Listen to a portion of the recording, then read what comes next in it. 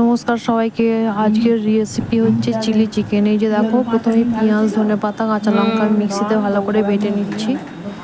আর এদিকে আমি পেঁয়াজ ভালো করে করে রেখে দিয়েছি। আমার বাটা হয়ে গেছে মাংসে ম্যারিনেট করার জন্য।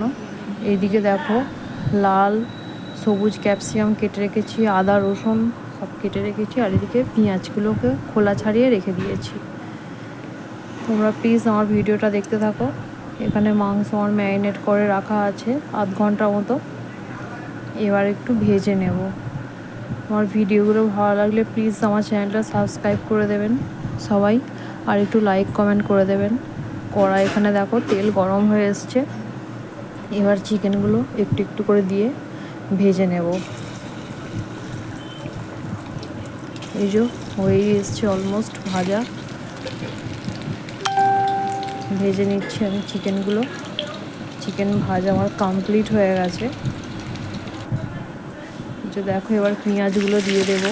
পেঁয়াজগুলো একটু ভাজা ভাজা হয়ে এলে ওর সাথে লাল সবুজ ক্যাপসিকাম, আদা রসুন কুচনো দিয়ে দিলাম।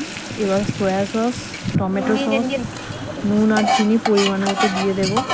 দিয়ে ভালো করে মশলাগুলো মিশিয়ে নেব। এখানে একটু কাশ্মীরি মির্চ দিয়েছি কালার হওয়ার জন্য। তোমরা এটা স্কিপ করে যেতে পারো, দিয়ে দিন। যাদের ভালো না লাগবে দেবে না। এই যে দেখো, হয়েই গেছে অলমোস্ট আমার চিলি চিকেন রেডি। সবাইকে থ্যাংক ইউ। সবাই ভালো থাকবেন। টাটা।